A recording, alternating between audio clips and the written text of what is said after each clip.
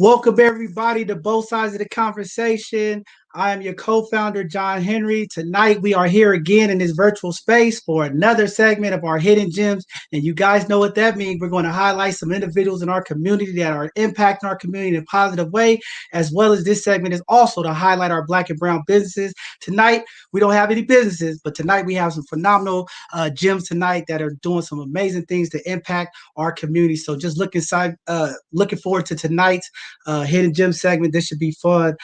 Also, we want to go ahead and acknowledge all of our women out there. This is Women History Month, and we just want to go ahead and acknowledge all of our women that are doing some amazing, phenomenal things in our communities across this country, impacting communities all over the United States of America and beyond. Just want to say thank you to all the women for the phenomenal things that you are doing to change this world, this country, and our communities. So what we're going to do here at both sides of the conversation to honor women for this month. Every live segment, we're going to have some lady, a phenomenal woman that has done things to impact the community. And tonight, we're going to highlight Kathleen Clever. She is one of the Black Panther. She was married to one of the Black Panther Party members. Phenomenal sister, doing some amazing things. So I'm just going to read a little bit about her, and then we're going to move on into our hidden gem segment. After marrying the Minister of the Information for the Black Panther Party, Eldridge Cleaver, Kathleen Cleaver became the communications secretary and the first woman of the party decision-making cabinet. She was married to Eldridge for 20 years before divorcing and obtaining her law degree from Yale. Kathleen is now the senior lecturer at Emory University School of Law. Her words on natural hair in 1970 remains inspiring. Shout out to Kathleen Clever. She is doing some amazing things. Just great to be able to highlight her tonight. So with that being said, we're going to go ahead and jump into our hidden gem segment. We're going to be highlighted a bunch of individuals tonight. We have a couple that'll be coming in a little later, but we're going to start off with our guy, our brother here. Um, we are going to have LyRyan Russell come up. This brother is doing some amazing things. He is a counselor. He's been a counselor for 12 years, a varsity coach. He has served on the member board of the USF Education Black Student Unit at Sacred Heart, doing some phenomenal things and doing some social justice stuff as well for the Archdiocese. And a former pro basketball player. He was nominated by community, by Nate Ford. This brother is committed to the community, committed to the young people. I've been on several of the calls that he's been a part of. Just phenomenal brother, very intentional with his communication, really making sure that our young people are doing the things that they need and have the tools for success. So with that being said, you all, I'm going to introduce you to our first hidden gem tonight. LyRyan Russell, brother, come on and let the people know who you are and what you got going on. Thank you very much for having me here, man. It's definitely an honor. Love the work that y'all been doing. I've been following for a few months now. Um, Ever since the first time you came on one of the talking sessions with Nate, I was like, man, who is this dude? I got to get to know him. I love that energy, and so it's definitely something that I definitely appreciate. So thank you for reaching out. Thank you for having me here and giving me this platform to come and speak to everybody today. No problem. So, can you kind of tell us a little bit about what you're doing over at Sacred Heart with the students over there, and some Right. of the things that you're doing to just impact the community? I mean, you're working with the youth, you're dealing with the youth. How did you get involved? What inspired you to do this? Let the people know some of the things that you're For doing over sure. there For sure. on the social justice mission. So, so you mentioned I played pro basketball. So I played professional basketball in Europe for almost 8 years. Had a few short stints in training camp with the Milwaukee Bucks and Dallas Mavericks. So almost made the NBA, not quite, but I was still able to get paid and do something that I love. Um, so when I was done playing, you always need a plan. So for me, I always love working with youth, especially coming up. People always looked out for me, community. I think that's something that the Black community don't get enough credit for is how often we take care of each other. It's always a negative connotation when it comes to the Black community, but we really do look out for each other and want to see each other succeed, opposed to what's put out there in the media sometimes. So for me, it was very important to try to get back to my community, get into education where once again it's not looked upon as blacks have a huge influence in education. So for me, somebody who grew up in San Francisco, was even homeless at one time, and ended up living with friends, but also being one of the top basketball players in the nation. Um, I understand how important community and family is. So for me to get in education was a no-brainer for me. I started off working at Stewart Hall High School, all boys school, and I was actually brought in just to work with the black students because it was said that they just weren't succeeding the way that the school wanted them to. Um, One of the things that was a troubling issue was that during lunchtime, the black kids only sat with the black kids. And my rebuttal was, well, the white kids sit with the white kids, the Asian kids sit with the Asian kids.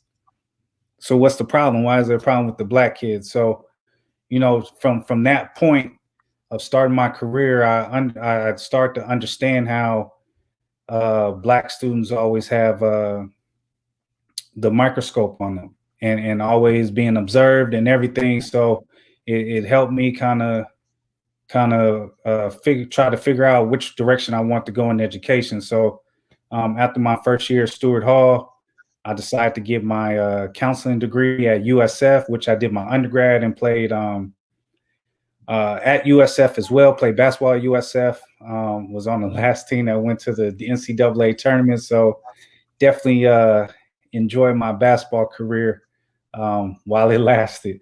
So I got my counseling degree, master's in counseling and school counseling, and end up serving on the board for the School of Education at USF for about 5 years. I was on the board at Buchanan YMCA in San Francisco, and then I was also on the board at USF for the Black Alumni Association in organizing events. So very grateful to have held those positions and had been a part of many conversations in improving education in the city.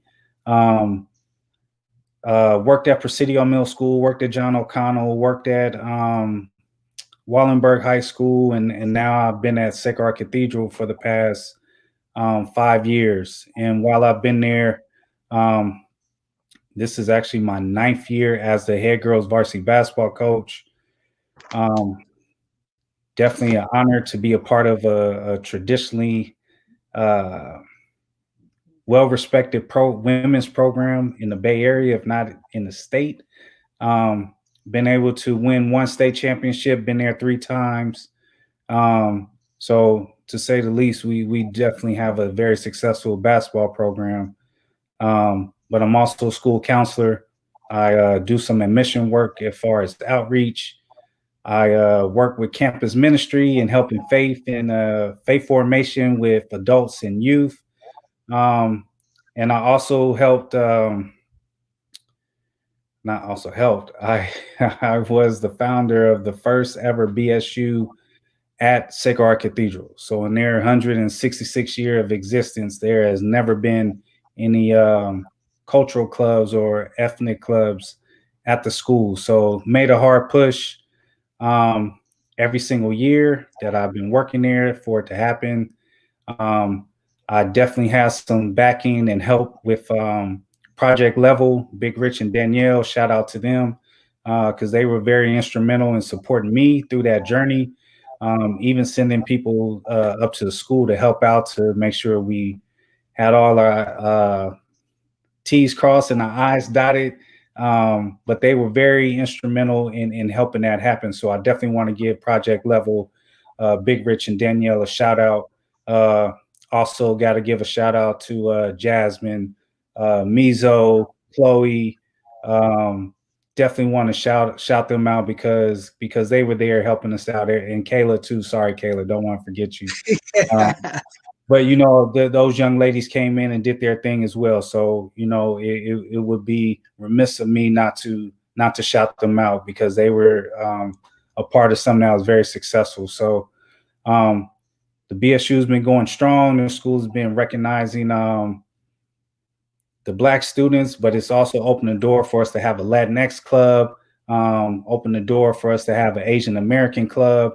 So, it just trying to be a pioneer to help everybody, while taking care of my people is something I'm very passionate about and unapologetic about, making sure that our black community is very well taken care of. And even if you don't go to Sacred Heart Cathedral, I try to um, plug students and families with organizations that can help them.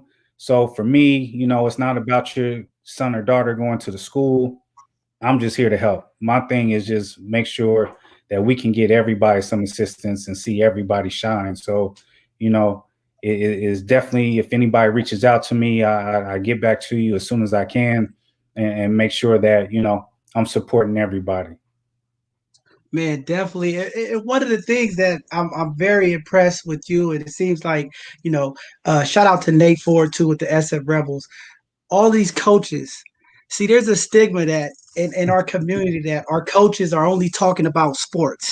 Right, right, right. Every time I've been on these calls with you, all I hear you talking about is education first. So this stigma that our players are only learned to just go to school and play ball is not true. I know Nate is a big believer in making sure that the kids get the Right, education and making sure that that's first.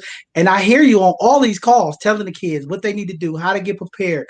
I mean, even with the social justice movement, just really being intentional and listening. And I think that's the key. You get it right, as a counselor, as a mentor. And even with the Black Student Unit, I just was receiving some information how they're doing it citywide, and the private schools are connecting with the public schools. How much of a difference do you see in the educational level? Because we always have these right. variants of public school versus private school. How much of a gap is it when it comes to the education and learning as well as the sports? Well, I don't think it's that much of a gap. It just gets highlighted that, blacks and Latinos are at the bottom of the totem pole. And when you look at SFUSD, I mean, as far as public schools, you're not looking at a large population of black kids. Um, so I don't think it's that much of a gap. There's just not a lot of numbers. Even at in private schools, there won't be a large percentage of black students at the schools, but citywide BSU with Erica Morris and Amir Diaz, definitely was happy to be brought into their conversation about trying to how to formulate a citywide BSU. So shout out to those youngsters right there. Um, but to answer your question, I just there's not that much of a gap with sports and education. I feel like they go hand in hand. You can't have one without the other. Um, you're always learning, and the whole thing being street smart and book smart. You just got to gain the wisdom. Like there's so much information out there. And I try to get youth to just not rely on everything that's being told to you. Like you got to go out and get it. Just like when you talk about education, I was just having a conversation earlier today with one of my friends that you can't we can't expect institutions just to drop everything and implement Black history. We got to go out and learn it ourselves too. Right. That's right. That's I'm right. originally from Milwaukee, Wisconsin. My pops is from Maryland, so growing up, I spent a lot of time in both places as well, and hearing stories about the KKK coming through and lynching people in Maryland. In Milwaukee, my mom went to the first integrated school in the city history. So hearing her stories of being bused from the north side of Milwaukee to the south side, enduring racism, fighting, like literally moms had to fight every single day against somebody that was white. Um, so education is something where I'm trying to learn everything that I need to know, all the things that stacked up against me, the loopholes. I'm trying to figure it all out so I can give this education to the youth and tell them, because our youth are so savvy, man. They are super savvy, and I don't think they get enough credit for how intelligent and creative they are. So for me, Man. I just tell them keep that foot on the gas pedal and keep going. Right. No, that's true, and that's why we have our fourth Tuesday every week. We highlight different young people from the community to to highlight them and promote them because it is important, especially in this time of this pandemic, being able to do Zoom school and keep up with all what's going on. These kids have shown some resilience that haven't been seen before. So yeah, definitely our young people are doing some phenomenal things. So just want to say thank you, brother. Just wanted to get you your flowers, put you on here as a Thank you, hidden gem. man. Now you're Appreciate not you. hidden. I know a lot of people know you, but now community No, it's know who all you are, good. where It's you all at. good. Uh, Thank Right, you. for community, we have his email rolling through the bottom of the screen there. You guys want to reach out to him?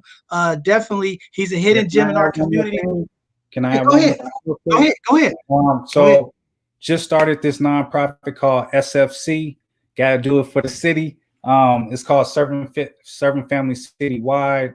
So we're helping students with job readiness program and real life situation, life skill training, and we have a community service aspect of it, and we're repainting homes of families of color, also Black businesses, replacing front doors and garage doors. So if you have any families that's in need of it, please hit me up on my email. And it's totally free for the families and businesses. So they're not going to have to spend a dime to have this done.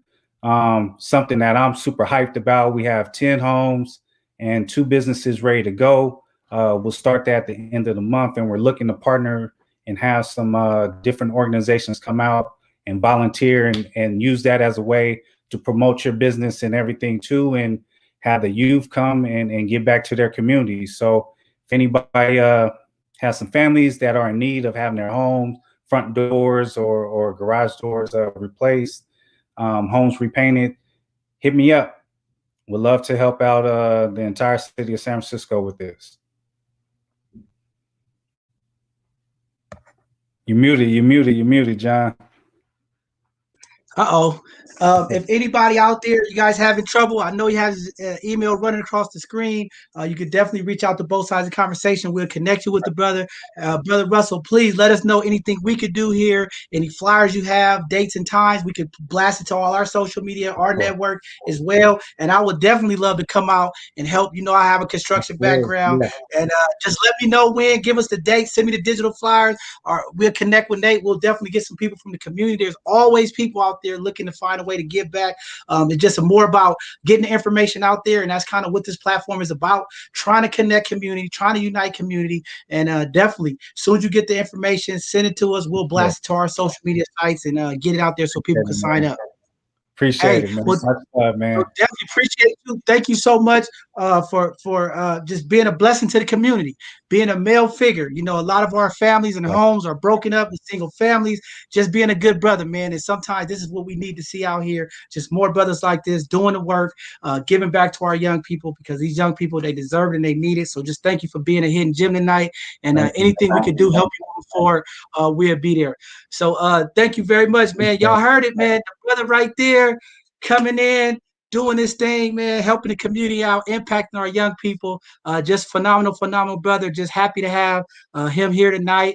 And it just we just go keep supporting each other, lifting each other up. So we're gonna move on to our next hidden gem. Also, I just want to let everybody know that's on our YouTube channel, inside of our Facebook page, the chat. If you guys want to throw comments in there or salute them or throw some emojis up, clap of hands, whatever you want to do, put it in the live chat on YouTube, put it in the comments of Facebook. We'll get them up here on the screen. If you have a question, if it's very brief, we could get it up here as well because that's what this is all about. We're going to move into our second hidden gem, man. This brother right here, I've only met him for a short time, but phenomenal brother, man. Very sharp, intelligent. You guys will get to hear him, but we're going to bring up Ebon Glenn.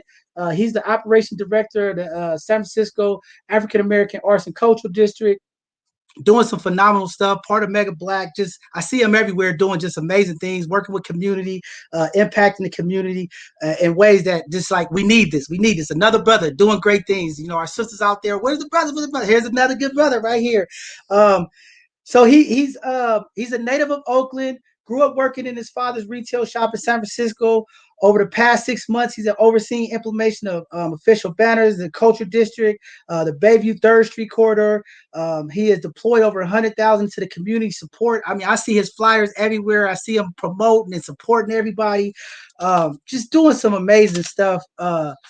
during this COVID pandemic, he has impacted community, playing a significant role there at the Culture Center, just getting messaging out to community what to do to stay safe.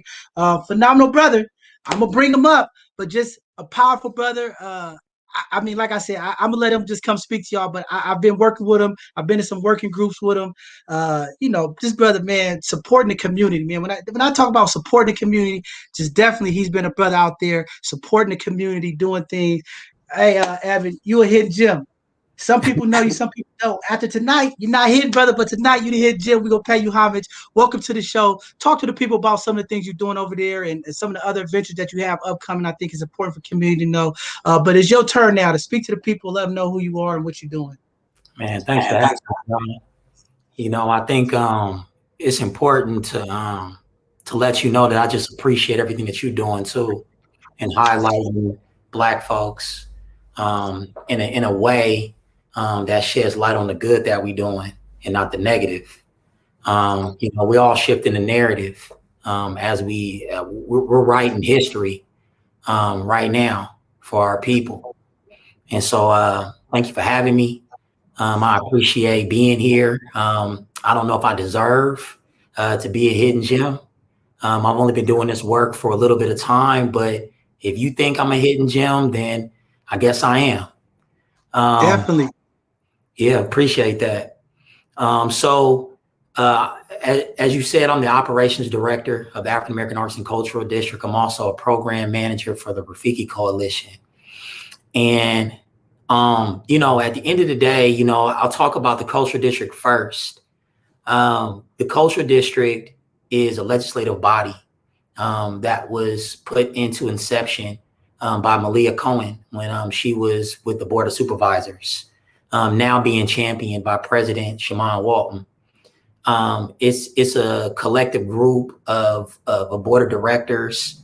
Our chairwoman, April Spears, who's a leader in the Baby Hunters Point, Oscar James, who is the elder of the group, Philae Takato, who's the artist of the group, Sherry Miller, who is a manager at the Cultural Complex, Devin Richardson, who is a mentor of our group, and Megan Mitchell, who is a journalist and also an advocate of the Baby Hunters Point. And my co-director, Erica Scott, who I wouldn't even be on this show if it wasn't for her. So, that group of people, I stand on their shoulders and I get a lot of this work done. The work that we're getting done right now is deploying thousands of dollars in mini grants back to small businesses. We're identifying businesses that may or may not have a storefront. As we all know, San Francisco is extremely expensive to run a business. It's extremely expensive to rent space. And so we try to provide as much support as we can to help lessen that financial blow. We also support our makers.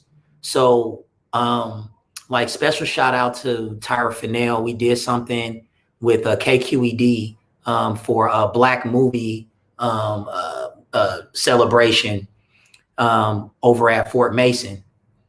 And she asked us to get together with a few entrepreneurs in our community to create some swag for 100 different guests. And so with the help of Cruz, who's our tech partner, and Kenny Montalea, we were able to finance that project and put money in the pockets of some local entrepreneurs to create swag for our guests. And so, these are some of the things that we've done to date to be able to make sure that we're supporting our community.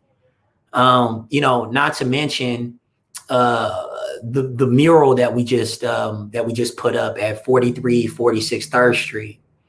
So, part of the mission of the African American Arts and Cultural District is to beautify the corridor. The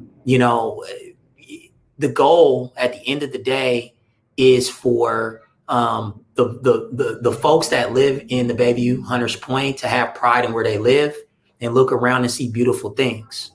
And so we got beautiful banners that say SF AAACD that are hanging on 62 poles from Evans to Jamestown. That's about 1.5 miles. And we're rolling out a lot of art. We're rolling out a mural project. And so back to 4346 3rd Street, we partnered with the McCrae Jones family, who owns that building. They're an African-American family that owns that building, and they were looking for someone to commission their building. And they recognized a muralist by the name of Illuminaries. And Illuminaries, I've seen all their work all over Oakland. I know that they were extremely talented. And so I was excited to work with them. And so we basically commissioned Illuminaries to put a Black Panther mural on their building. Now, I mean, obviously, Black Panther was an amazing Marvel superhero, but to our communities, it was a lot more than that. As you know, and I know, when the movie came out, we had lines around the corner because Black Panther represented Black excellence. Black Panther represented a high level of education.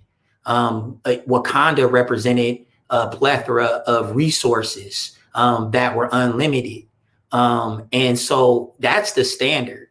And so we wanted to make sure that we put that on the building. It's 40 feet high. And and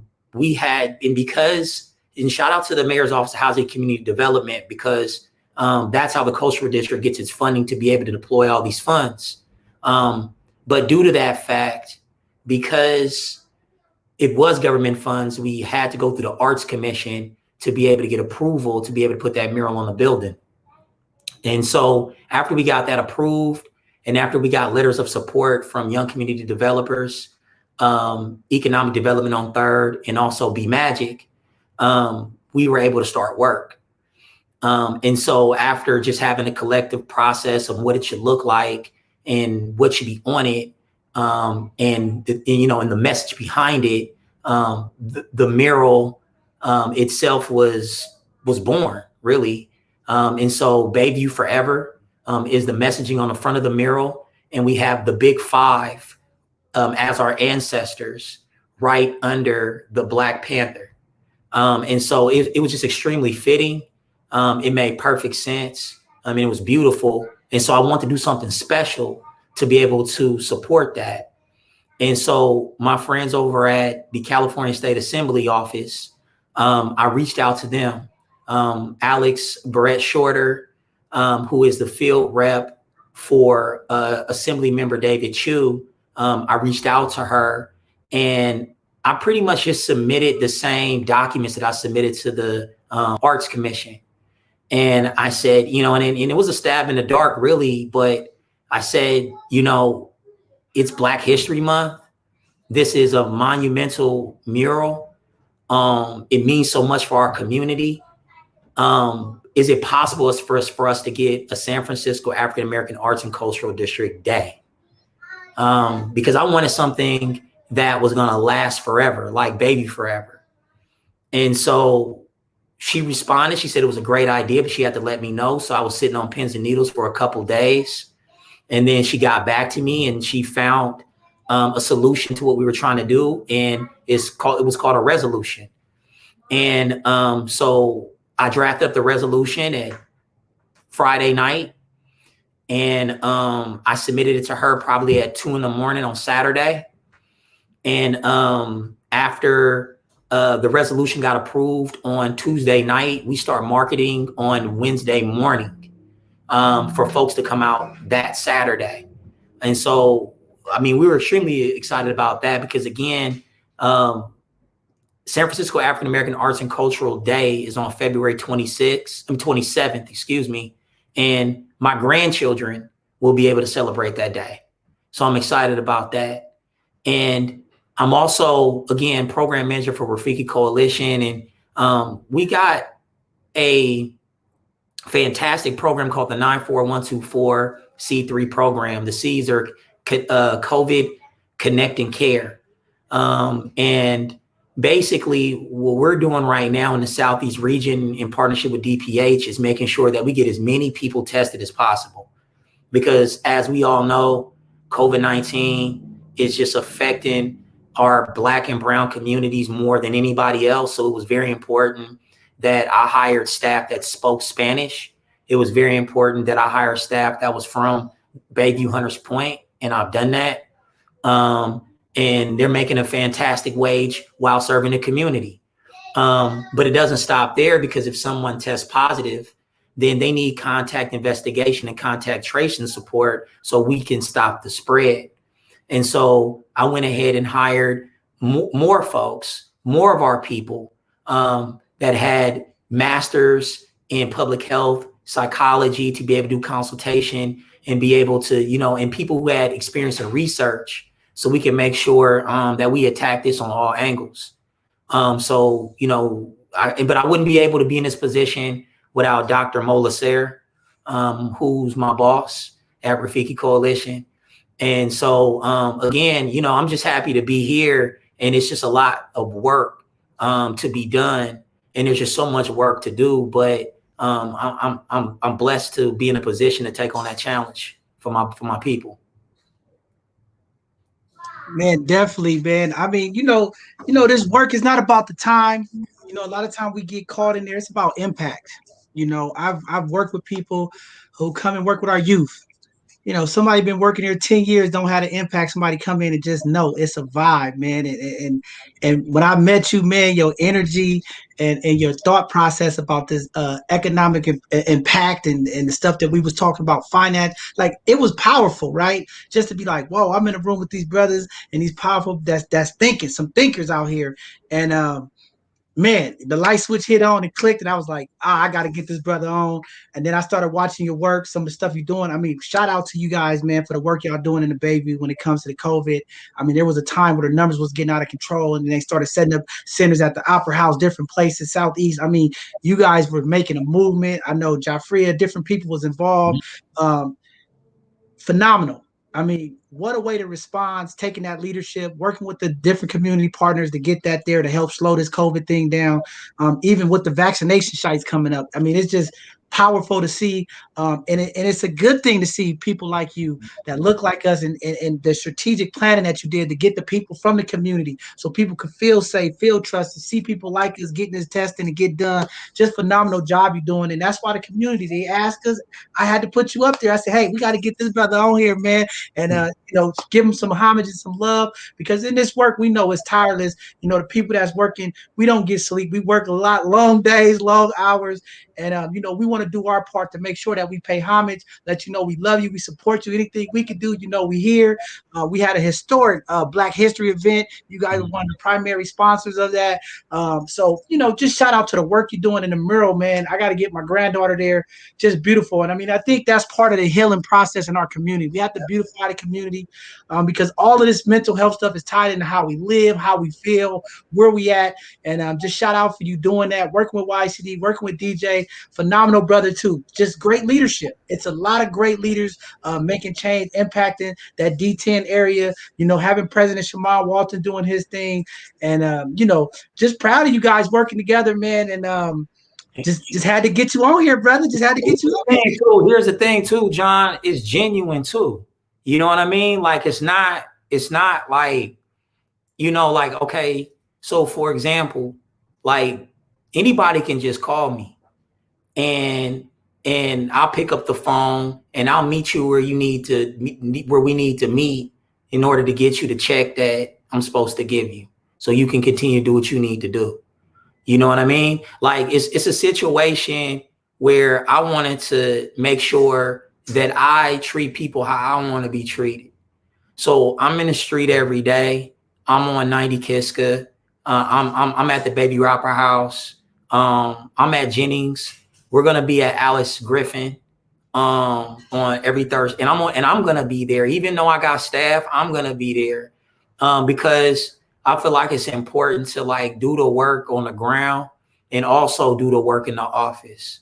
Because if you can do both, then you can do things quicker. You can excel faster. You can accelerate quicker. And And so, yeah, no, I don't cut corners. Everybody that works with me knows that. The groups that me and you been on with Mega Black, like, here's the thing, man, about that. I decided that I wanted to be a sponge, and I wanted to take everybody's idea and I wanted to synthesize them to where it sounded like it was one person talking. You know what I mean? And that's not easy to do if you not listening.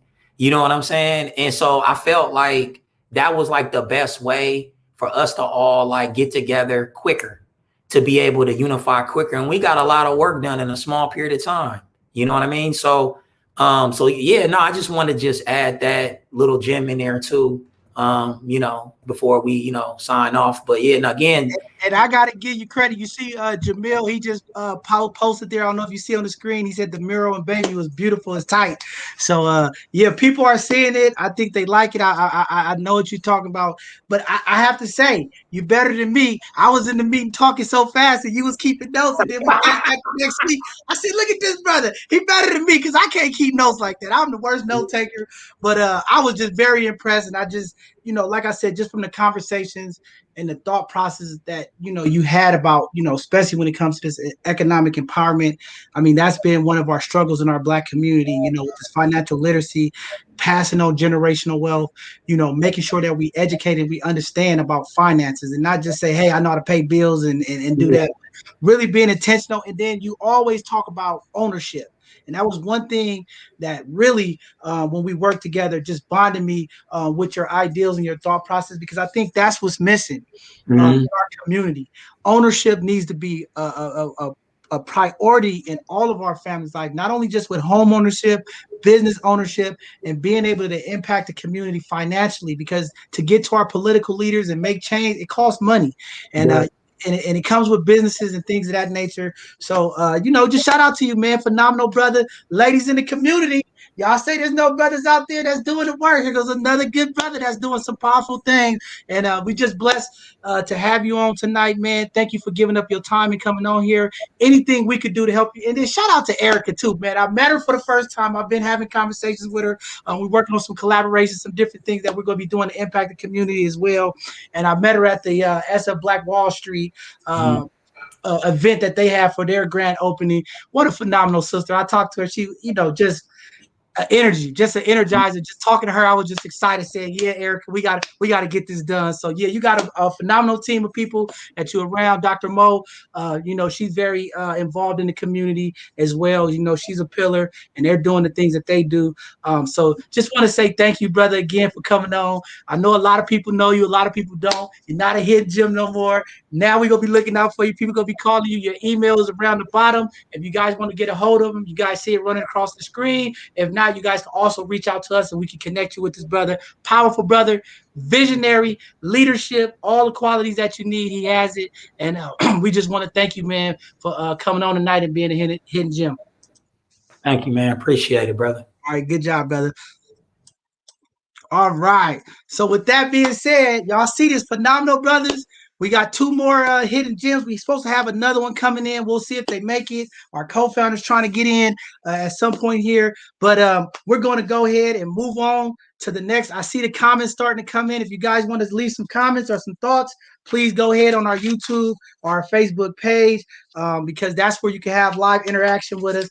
But we can just go keep moving along here. I'm going to go ahead and introduce the next brother, another brother that's doing the work. Community nomination. Our co-founder said, hey, we got to get this brother on. He's doing the work.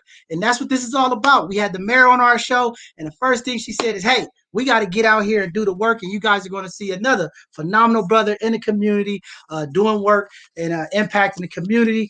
We have Kurt Grimes. He's the program director of the Philip Randolph Institute in San Francisco. Kurt is a first-generation San Franciscan. His grandparents migrated to San Francisco from the Deep South in search of an economic opportunity. His family and grandparents worked in the shipyards in Bayview. His parents worked in warehouses in North Beach. His parents was able to, get jobs and support themselves and sharing some of the things that they're doing with his family. With home ownership in San Francisco, He's doing some phenomenal things in our community. Over the past 25 years, his experiences have advocated for economically disadvantaged communities, giving accessibility, affordable housing, youth empowerment, job readiness program, changing the climate in our community, doing some phenomenal work. So with that being said, I want to go ahead and bring my brother Kurt up here and let him finish telling you guys some of the things that he has going on, some of the things that's coming up in the future, and the phenomenal work that he's doing to impact our communities with his knowledge and experience that he brings to our communities. So with that being said, Kurt, I'm going to bring you up. It's your time to shine, baby. Let everybody know what you're doing out there. There you go. We can hear you. Oh, your mic's muted. Oh, can you hear me now? Yep, there you go.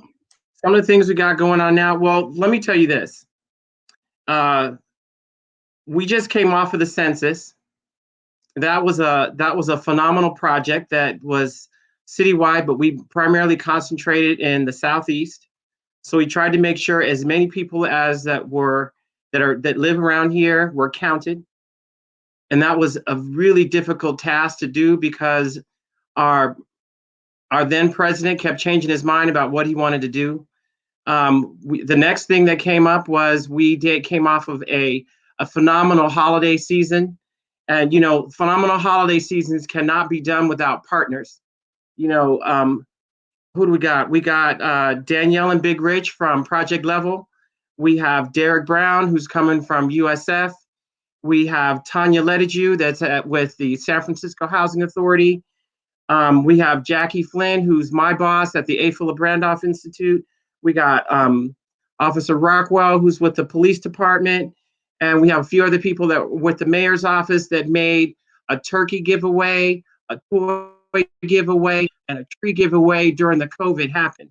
It was a very special time. We still made it happen. And as to quote a friend of mine, Derek, we were crushing it. I can't tell you how phenomenal our event was, but I can say that I do like to think that everyone who wanted a turkey got a turkey. Everyone who wanted a toy got a toy. And if you wanted a tree, you got a tree. The next thing that happened over the course of the brand new year, I don't know if too many people know about this, but we had an election. And this election was only for Democrats. And it was odd because you had to register to vote. And a lot of people were like, I never heard of that. And it's like, well, no, this is different. As a registered Democrat, you have to register with the Democratic Party so they can send you a ballot. This was unprecedented because of the COVID. But I got to give it to my slate mates, as David Chu, the Rise Together, and I also have to give it to the people's endorsement that helped me get to this spot because I was elected as an ADEM member. I represent Assembly District 17. But now, one of the things that is also on the ground that I have to start working on is youth. Now is the time that internships with the city and county of San Francisco are out. And I want to make sure this summer, because we know how to do things virtually, because here we are, we right up here. And we know how to do this. Y'all know how to use your phone to FaceTime. If you can use your phone to FaceTime, you can use your phone to go to school. If you can use your phone to go to school and FaceTime, you can use your phone to get a job. And jobs are now virtual, and APRI is here to help you with that. So we will be doing a big push out to churches, San Francisco Housing Authority locations. We also have partnerships within the communities that we work with to try and get this job piece out. Our youth are very important. They're vitally important. And they are the success of our future. So we want to make sure that anyone that wants to get a job can get a job. So there will be a very big push. But, one of the things that I do at APRI as the program manager, it's my responsibility to make sure that the word gets out. We try and make sure that we work with as many people as we can, partnerships with as many people as we can, to make sure that we're able to build a bridge so that many people can travel over it. And y'all know how important a bridge is. We've all seen the movies. We all know the history about bridges, but those are things that help our community thrive. One of the other things that's going to be coming up real soon is voter registration, education, participation, all of that. It's like, are you registered as a Democrat? Are you sure? Because one of the things I found out with this last election, a lot of people thought that they were one thing, but they were actually something else. And in a city like San Francisco, where we're all Democrats up in here, we have to be very careful. We want to make sure that any chance there's a time to vote, you vote. Your voice, this right here, is your opportunity to say whatever you want. And when you get a chance to vote, you should do it. You should register any chance you get to make sure that your name and your voice and your choices are heard. It doesn't matter if you don't win, at least you said something. At least you said something and you tried. But to not try is and to say that no, it's okay, it's all good. Complacency is just as bad as saying it's okay. I like what's happening. And I know that the reason why I was asked to be on here is that as a hidden gem, it's got to be our opportunity. It's got to be our responsibility to make sure that everyone gets counted. Everyone's voice is heard. On that note, all I could say is that, I would not be where I am if it weren't for a few people, and these are just a few people. James Bryant, Jackie Flynn, my staff, because the stuff that we do to make sure that we reach out to communities, I cannot do it by myself. So I need to thank my staff, Chika Mezzi, Sophia Tapula, Eva Hopkins, Dedria Smith. And I know y'all heard of Dedria Smith. She's out everywhere. Everybody knows her. Don Hightower and Jacob Wallace. And the Charm Committee and Big Rich and Danielle and Nate. I'm so glad, I'm so fortunate, but what makes this so fortunate for me is that we can build a bridge. We can make huge connections. And these other brothers that were on here today, I will be contacting you because there are things that we can definitely work on to make our youth, to empower our youth so that we can have, they can have the opportunity to stay here in the city. Man, that's powerful, Kurt. And I definitely want to connect with you. I know Rico sent me some information because what you said about this voting thing is very powerful.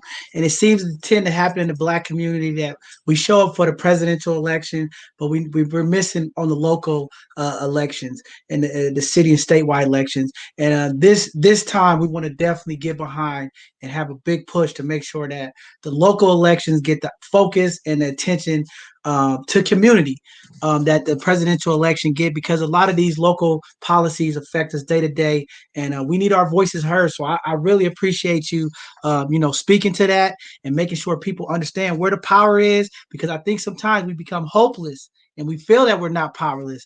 And just hearing you say that, we have that power and we can do it. I mean, that's a beautiful, beautiful thing. And definitely we want to work with you in any way we can. And definitely, like I told the other brothers, if there's any information or things that you guys are doing that you need to get out to the community, we have a nice network that's growing here in the city and around the Bay Area. And we want to make sure we get this information. This is the reason why we created this platform, to have the difficult conversations, to have the transparent communication, to make sure that the community is informed at our level.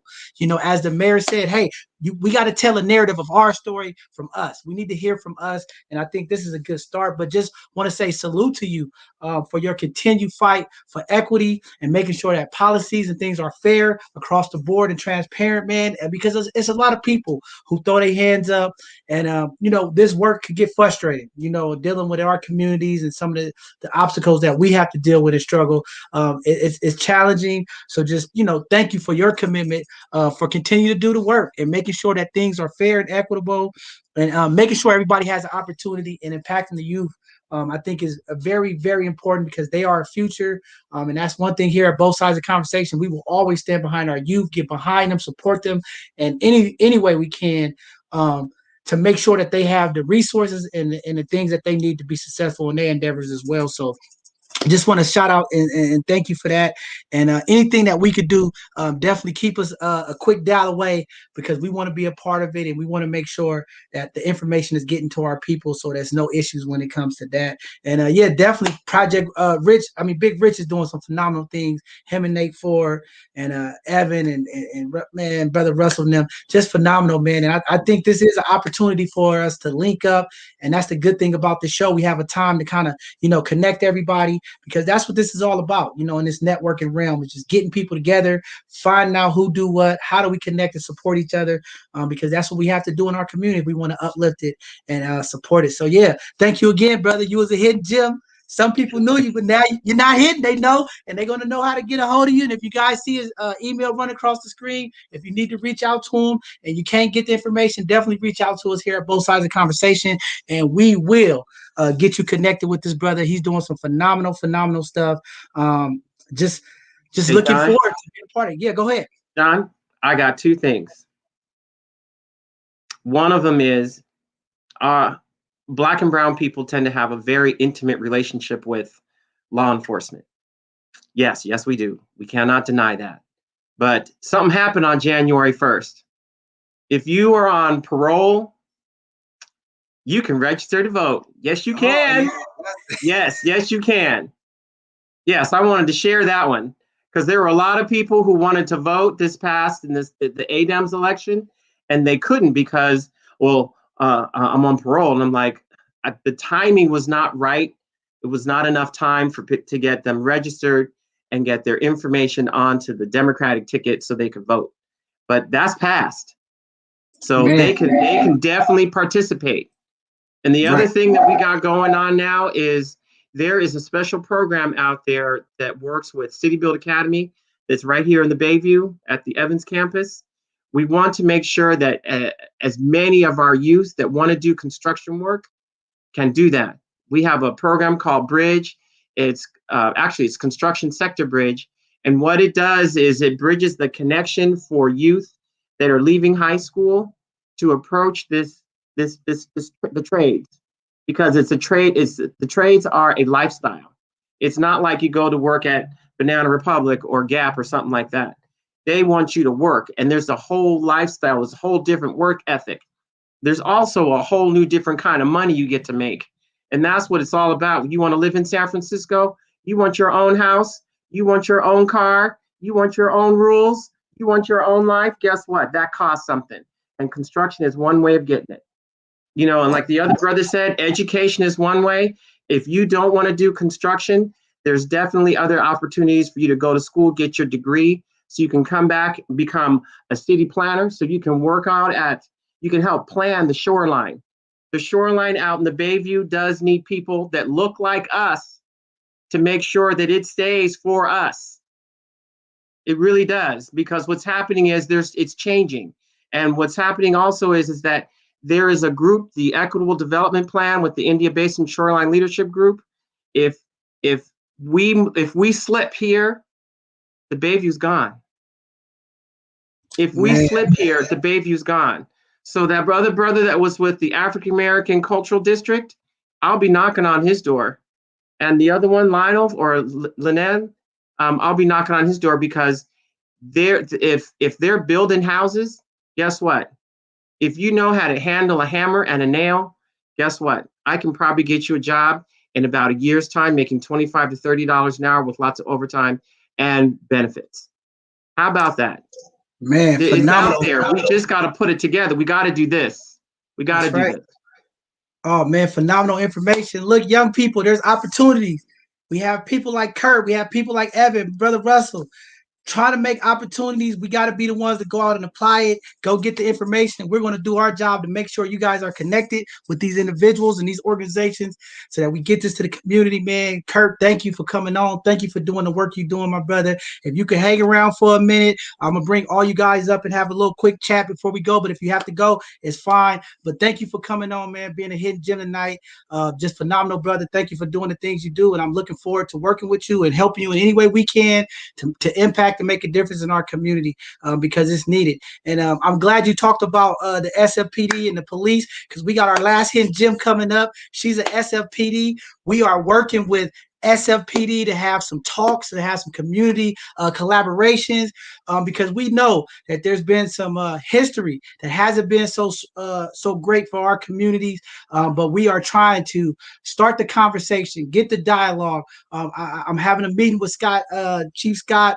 We're trying to do some things to start bridging this gap, breaking some of down these issues so that we can have a working relationship that could be healthy to impact our community. It's been too long, years of just things happening, and we have to break it, you know. And I know a lot of times our community don't want to embrace it, but we have to find this common space of equitable working place that's going to impact everybody in a way that's going to be beneficial. So thanks, Brother Kurt, for saying that. I'm going to go ahead and bring up our last guest.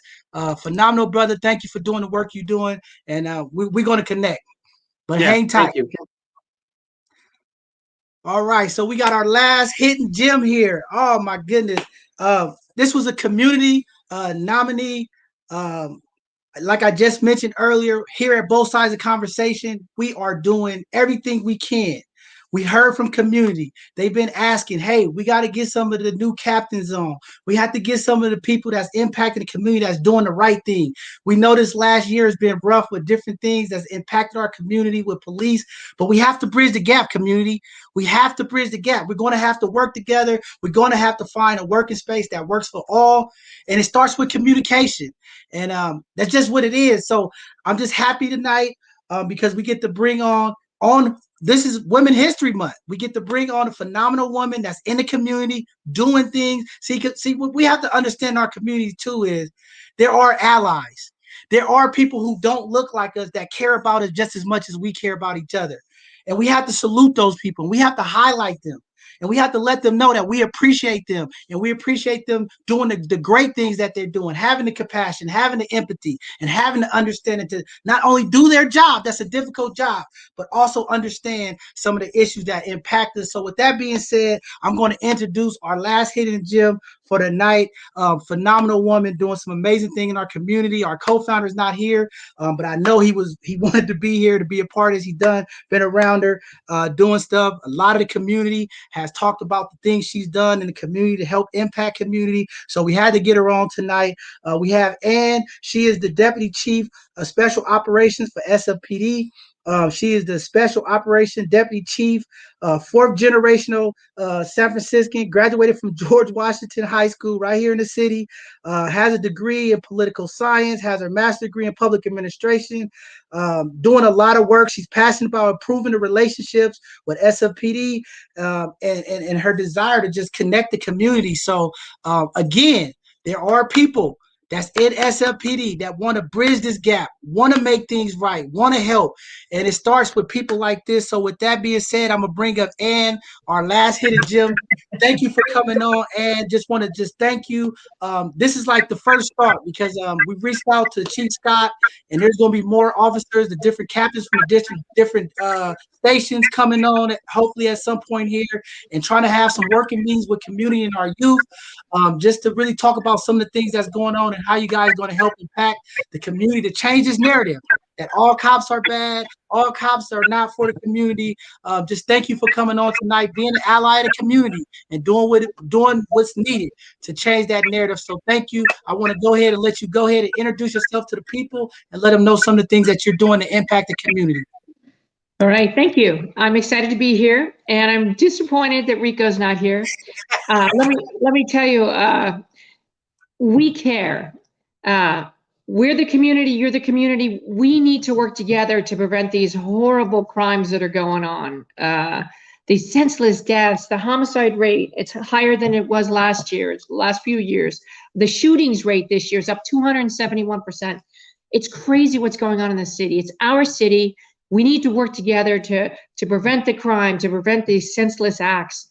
And let me reflect back to when I first met Rico, the president of this group. I was a new captain at Northern Police Station right there on Fillmore Street. And I love being out in the community. I'm part of the community. Again, as you said, I'm fourth generation San Francisco, educated in the public school systems. I played basketball my whole life. I went to college on a basketball scholarship even. So Very comfortable in the community, love the community. I'd go out every day onto Fillmore Street and talk to people like Rico and AJ and Cheech. God bless Cheech, R.I.P. I love that man. But I would invite them into my office to have one-on-one conversations, and they never took me up on the offer. One day Rico came in, and my staff was even hesitant to let him in. You know, this guy that hangs out wants to come in. No, let him in. Rico came in, we sat down, we talked, we had a great conversation. He told me that the cops just harass people. I said, Rico, what do you mean by harass people? Well, they do stuff for no reason. Well, I explained why we do what we do, generally speaking. I mean, I wasn't there for a particular incident that he brought up, but what we ended up doing, he told me about an incident where my cops threw him to the ground for no reason. They were harassing him, humbugging him, and they tore his leather jacket. He was very upset about tearing his leather jacket. I said, Rico, what can I do? I ended up having his jacket fixed. And from then on, we had a great relationship. And Rico went on to be the huge success he is today. So we're total partners in this thing. Daily, I was out on Fillmore Street trying to bring resources to anybody that wanted them. And as a captain of a police district, I had that ability. There's 10 police districts in San Francisco. All 10 captains have that ability to interact with the community and bring you the things you need. And I would, again, get out there, just be part of the fabric of that community, the Fillmore, the Western Addition. I was at the African American Arts and Cultural Center on a weekly basis. I was at Ella Hill Hutch almost on a daily basis. That was my spot. That was my diffusing spot. I would go there just to hang out, be with the kids, and play basketball, play tennis, whatever. That was my place, my comfort place in the Western Addition. So my point is, we're here as a resource for you. We work for you. It's not you versus us. No, tell me what you need. You know, I should be a resource to those struggling in the community. When you don't know where else to turn, you can come to me. You can come to a police officer and say, hey, I want to get my license. Hey, I want to get my GED. I want to get my high school diploma. I want to continue my education, whatever. We have that ability to help you make that happen. Ultimately, you're going to make it happen. But we're there to support you. Believe me, we'd much rather you be a successful member of the community than to put handcuffs on you. We'd much rather that happen. So I said it to say that I've been doing what I do for 34 years, and I still love it. I'm still passionate about it. I'm close to retirement, so I'll be leaving. But to the community, the African American, the Latino community out there that may be watching this, please reach out to us. We're a resource for you. We work for you. And together, we'll be far more successful than apart. Can I answer any questions? You're muted. No, I just wanted to say, thank you for saying that, because it does start with one individual at a time. There's just been a bad history with policing in the Black and brown community for years, and we have to start somewhere to start making this connection. And some of the things that's going on behind the scenes with community organizations to impact the community is very powerful. We understand that there's some people who don't get it, but it starts with someone. Someone has to make the change. There's a lot of changes happening across the city. I know a lot of the stations are getting new captains. And I think one of the things is having transparent communication, having a real way to connect with community, have these difficult conversations. And I don't think it's about bashing or the hateful stuff, just really taking the concerns, listen, and it starts with self, each individual person doing the things that's needed to impact the community. And we're going to try this. We're reaching out. The community asked for it. We know during this COVID, it's been for whatever reason, an increased spike of crimes and homicides. And it is a community thing. And working with the police to have the issues that the community need addressed, as well as with the law enforcement need to make the process happen and work, is very important. And I think it just starts with this having the conversations, being open and transparent. I think Chief Scott gets it. I think he hasn't shied away from it. And we're just going to see in the future how we can impact the community with these conversations that we plan to have coming up. And I think having you as a good start, just to kick it off, say, hey, we're here, we're trying to do things to make a difference, is very important. There's a lot of work that needs to happen. We know that with any type of trauma and healing that's have taken place for years, it's not going to happen overnight. I think if we at least attempt to do things to take the first step, I think we can start that healing process. Yeah, if you don't leave here with anything else, leave here with this statement. I'm here for you. What do you need? I don't want to arrest you. I want to help you be the successful person that I know is in there. And we see it in the young community of color more than the older. So collectively, all of us have to reach out and really work with the younger members of the communities. You see what I'm saying? No, definitely. So we had one question from someone. I guess they're asking, I'll put it up here on the screen, how is SFPD addressing violence against people with disabilities? I know there's been a couple of high-profile cases where people in wheelchairs have been robbed and different things of that nature. So if that's something you can answer to, and if you can't, that's fine, but that's just one of the community questions that came out. Let me tell you that people that are going to commit crime, they don't see your disability. They see your cell phone in your hand. So what I tell everybody, not just people without disabilities, but people with disabilities, look around, be large in your surroundings, and conceal your valuables. And especially when you're in an area where the hair on the back of your neck might be sticking up. The earbuds are telltale. Put them in your pocket. Save your conversations for later. My son lives in New York City. I tell him to put his cell phone in his pocket all the time. Criminals don't discriminate. They're opportunists. They're looking for an easy opportunity. And God bless you if you're disabled. You're unfortunately an easier opportunity to commit a crime against, unfortunately. You muted again, John. I can't get out of that habit. I'm always trying to watch out for my background noise. No other questions coming in. He said, thank you for that it's true information. We just have to be aware. We have to be alert. We are in challenging times with this pandemic. People with employment has been impacted. People with financial resources have been impacted. I know we've seen a great spike of car break-ins and different things of that nature. But some of the safety tips and information, just keeping things off your seat, being mindful of what people can't see is definitely something that community needs to be aware of. And, very important information. So, here you are here, and you are hitting Jim. I know people in the community know you. We've had a lot of comments about the work you're doing and how you've been impacting the youth. And also Rico talked about you. Now you're here. People see you now. You're not hidden. They'll be able to say, hey, I saw you on both sides of the conversation. And definitely, as these conversations start happening and as we start organizing things for SFPD and Chief Scott moving forward in the future, I would love to have you come back on as part of those conversations and, start this community and bridging this gap with the SFPD in our communities.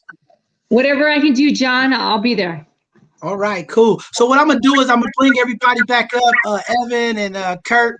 I see Kurt's on the phone. I'm gonna bring everybody up real quick and just want to ask a question because this Sunday, our Sunday conversation for you all that don't know, every Sunday we have a community conversation where we deal with the difficult conversations, some of the top taboo conversations, some of the conversations that have stigmas. But this week we are talking about prison reform. And this is a big topic going on across the United States. How do we change this idea of what prison looks like? How do we actually support people, educate them so they can be productive members into our communities?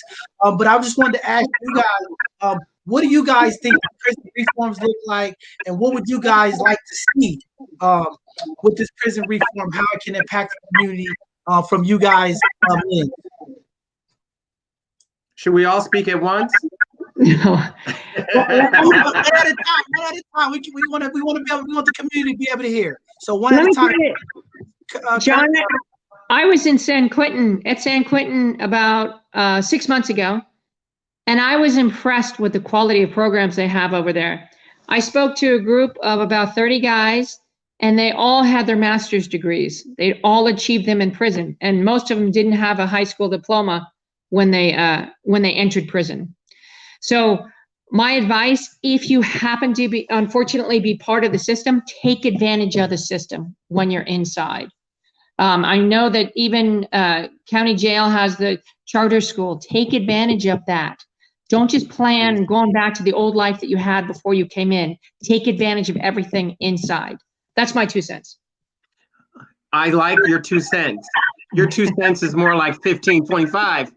But along with those master's degrees, we have to make sure that when those young men and women come out, that they have the support they're going to need to be able to use those master's degrees. Because if you don't have the support to use those master's degrees, guess what?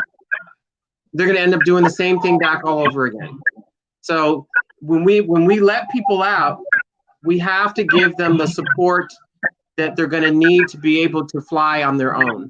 Because when you're in jail, when you're incarcerated, you are literally at a point where you have to catch up. I mean, just think about it. Just think about where we were in terms of using this 5 years ago. No, a lot of people coming out don't know how to use this. You know, think about how we're doing things now. We would normally probably be sitting down in front of each other, but we have to figure out how to use a Zoom. And if you can't do a Zoom nowadays, it's not going to happen. So we have to figure out a way to develop a system so that as these men and women are coming out, they don't fall through a crack. And I think that's one of the major things that's happening right now, because I think our district attorney is catching some heat over that, because I think the 2 men that have done some pretty bad things that have been in the news recently, I think they managed to slip through the cracks because they probably did not have the support they needed. I really do think that.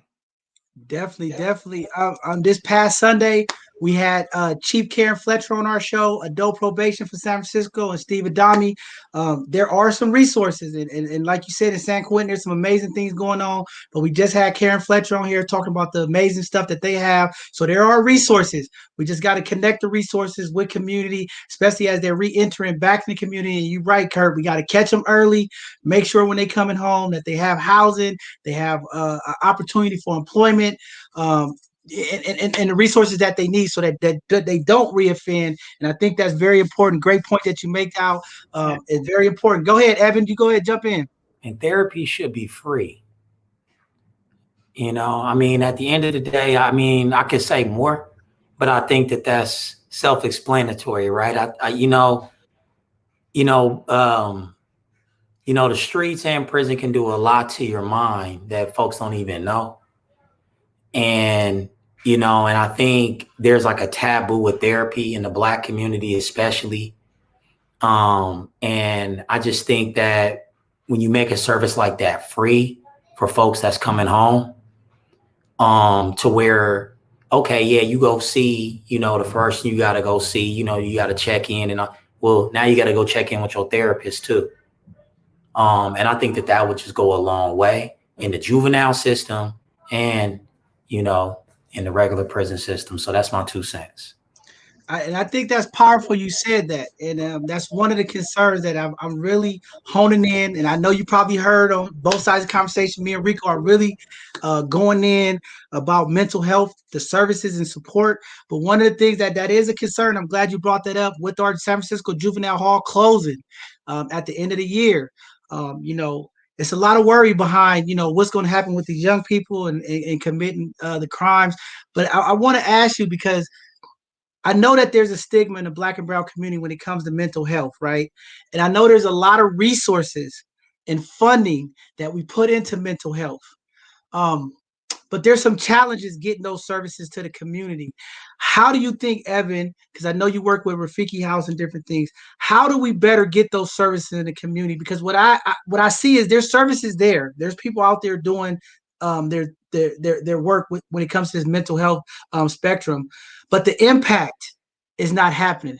And the community is frustrated because we have these violent crimes, we have these homicides, and we're not getting grief counselors in the community. Right. We're not getting mental health therapists to do one-on-ones and treatment with the community. How do we connect our mental health services with the community in a way that could be impactful, and where the service providers are not feeling fear, because a lot of these people, they get the degrees, they want to do the work, but they're afraid to come into the community, right? And I know there's a big push to not have PD involved because it brings off this thing. But if the service providers are afraid to go to the community, then how is it? Can you tell me how other way can we implement? And I think you said one good thing, making it mandatory through probation or whatever. One of the things that I thought of too is when we have these community-based programs where we're doing workforce development, or we have these programs where we're teaching kids or young people how to be apprentices going into programs through community organizations, maybe for 2 hours out of their paid workday, we implement that they have to go to mental health services, part of their job. That'd be fantastic. But let me answer his question real quick too. The city has to make it a priority, because as we all know, when the city wants to make something a priority, they put dollars behind it, and they identify a group that can do the work. You know, COVID's an issue, so they made it a priority, and now we providing the services. If they made mental health issues an issue, like a real priority, then they would deploy dollars to therapists that could potentially be on a database. And I promise you, if they're getting paid, they will no longer be scared to go in certain communities to be able to provide that service. So that's a good question, and I want to stop you there. And I know Ann has her hand up; she want to say something, but this is my issue. You know, and y'all know me. I'm this both sides of the conversation. I'm gonna play both sides of the conversation right now. To me, there is a lot of money going to mental health. I've been on these calls, I've been in these meetings, I've looked at DPH funding. There's a lot of money. I'm not saying that it's enough to impact everywhere. So the real question is it the money to the services, or is it the money to the providers with their hourly wages? That's the real question I think that we need to hone in on. Let me think about that question. Well, okay, while you think about that, let's take Ann's question here. Go ahead, Ann. Now, we're in a mental health crisis. Not in my experience, all the homeless on the street right now are suffering some form of mental health issue. They're not getting any help they need, not any. So there aren't enough providers. There's not enough funding to put more providers out there. And one thing I wanted to speak to any young men that may be watching this. We come into the world alone, and ultimately we leave the world alone. The guys that you're hanging out with on the corner, they're not looking out for your best interests. You have to take charge of your life. You have to make these decisions. You have to decide that I'm going to take advantage of these programs, whether through county jail, prison, City College of San Francisco General for some mental health counseling. You have to take charge of your life. Young men, you have to do it. Again, these guys hanging on the corner, it's Darwin's theory, survival of the fittest. They're not gonna step in front and take some heat for you. You're on your own. You need to make your way in life. So you need to take advantage of these programs. Every one of you individually, not collectively as a group hanging out on a corner in a community, in a neighborhood, wherever you're hanging out. Take advantage of these programs. And it takes a little effort. These programs aren't necessarily coming to you. That's what I found in the Western Addition. I really had to scrape and find these programs to fit people's needs. But it's only going to work if me, the individual that needs those things, goes out and does it myself. And again, we're in a mental health crisis nationally. So someone said that there's plenty of mental health resources. I would debate that. There aren't enough resources out there. That's why we see the suffering on the streets we do. Sorry. Hey, John. That's a good point. And I just want to go ahead. John. And I got to give you kudos. That was an excellent point. However, I think some of these young men and some of these young women that are hanging out on the street corners, one of the problems with mental health is that we don't have mental health providers that are culturally competent or culturally sensitive about what it is we've gone through. A lot of these kids are on survival mode. The kids, the people you were talking about, the homeless. Well, imagine if there was a 15-year-old kid who saw his friend get shot or saw someone down the street get shot. That's going to affect them some kind of way. or saw so-and-so get arrested. That is going to traumatize, I think, anybody. And one of the problems here with that is that where can you go in the city and hang out? I mean, if you wanted to go and do something where you didn't feel like you had anything that could stop you, where would you go? You would go down to your corner where you're most recognized, where you're most comfortable. So I agree with you. We do need mental health support, but mental health has to step up. And there are my neighbors that work with family legacy and the family support people. They do a very good job, but I'm telling you, to serve the entire Hunters Point, Bayview area, including Potrero Hill and Sunnydale, we need an army of mental health people. We do need an army of mental health people that are culturally competent and sensitive and understand where they've lost their own equity. Because right now they don't have it. They really don't. And I can see why you guys call this hidden gems, because I'm just getting chills just thinking about it, because I have to walk these streets and I have to deal with these kids. These kids, and then their parents, and then their grandparents. And it's a systemic problem. It's hard. It's really something very, very difficult to deal with. Wellness is not an issue that is covered very well, both here in our city and in our country. We don't do a whole lot for that. No, definitely. We have to take into mind some of the differences. And I think with the mental health profession, are they pursuing Black and brown people to help other Black and brown people? You know, it's going to be really difficult. I had one of my kids try to take their own life, and they had a mental health professional, a well-educated young man, and I got to give him that. But he was giving her advice on what she should do to take care of herself. And she asked him just a couple of questions. Where do you live? He lived in Diamond Heights. And she's like, and she lives in an undisclosed spot in Hunters Point. And he doesn't even know where that is. So we have to have a meeting somewhere. And I can understand you telling these kids to go out and take it upon yourself to go get this help. But sometimes when you go in a place and someone looks you up and down, I wouldn't go in there. And I don't think anyone else on this call would either. No, definitely. So it's a difficult thing to pick yourself up by your bootstraps the way our system is designed right now. I definitely hear you, and that is definitely one of the problems. And me and Rico is definitely fighting hard to make the change, even from mental health to like some kind of wellness. We need some kind of mobile wellness center that can get around in the community. I know UCSF is doing a phenomenal job with helping out with some of these mental health services, but you're right. There's a lot more needed. But I want to jump back to Evan, because I know he had a time to think about it. But you know, one of the frustrations that I always have when it comes to this mental health services is, I just don't understand. That's why I'm asking Evan, is it just the pay? Or I know people talked about burnout before, but it seems to be in the Black and brown community.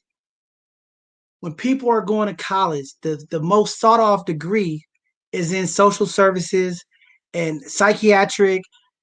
It's so many people with these degrees, but we're not getting the service providers in the community. So that's what I'm trying to find out. Is it the money's not there, or is it just the salaries of the position that's impacting the people coming into the field to do the work? See, that's a great question. And as a psych undergrad, I can tell you that it potentially could be the journey. Because you really don't start making a substantial amount of money being in psychology until you get your PhD. So you're going to be in school for a really long time, accumulating tons of student loans. And so you just end up shifting to a profession where you can make some money right away to start paying down your student loans or to get that apartment. So part of it is the journey. And then when you finally do get there to the top of your profession, it's like not that many opportunities, to be able, like it's a really narrow niche, right? You don't see job ads for psychologists all over Glassdoor, Indeed. You know, you got to hustle. Actually, I mean, a lot of psychologists that I know, they're entrepreneurs. They're independent. They're marketing on Instagram. It's a hustle, really. You know, to be able to get clients. So yeah, there's a money aspect to it too, but I also think people that get into that field, they have a passion for it as well. So it's kind of disheartening that you have a passion for something and you want to help, but you don't know where to help. And then you see a ton of people that need to help, but there's no median ground there because maybe that mental illness is disguised in like drug abuse, or it's disguised in crime. It's disguised in a way to where you really can't diagnose the legitimate problem of it. So therefore they're in jail instead of where they actually need to be. The police is called instead of the ambulance being called. You know what I mean? So you know, it's like a bigger, for me, I think it's a bigger issue than just they're not getting paid enough or there's a lot of resources, but people aren't like, I just think that there's just some other underlying issues that's making this very solvable problem very unsolvable, right? So I'll leave it there. So, and I'm glad you said that. And this is where I want to, you know, meetings with the minds, right? Because I'm for, we know we have this thing going on in this country right now with reform. Everybody want to reform, defund, do all of this thing. And I think the clients is there. It's about the service providers. Because if we talking about mental health globally around the United States, it's a problem. So we know the clients are there, right? It's how do we get the services and get the people in position, like you said, to start serving, especially at a level, like you said, if you have to go all the way to a PhD to start making money, maybe that's the conversation. Maybe we need to work with our legislative officials and start figuring out, like they did for COVID, right? So when COVID happened, there was a shortage of nurses. Okay, the governor signed a bill that said, hey, we're going to shorten up the nursing programs and we're going to give them an opportunity to speed through the program to get through it, right? And maybe that's what needs to happen in mental health. Maybe we need to have a reform and say, hey, we're going to boost the pay up for people that got the 4-year bachelor's degree or, you know, or the master's degree and start getting these people to help impact the community because it's a crisis that needs to be addressed. And maybe it starts at that educational barrier, but I would love to like have a conversation with you. I know we're going to have some more conversations coming up with some other clinicians and some other psychiatric people as well as UCSF. I would like to have this conversation and even bring in our lawmakers because if we can if the governor can sign a bill, you know, for these nurses, because there was a shortage of nurses and speed up their process to get them through school earlier and faster to get them out in the field to help impact this COVID. I think with mental health, we could do the same thing. I think it's going to take a committed community.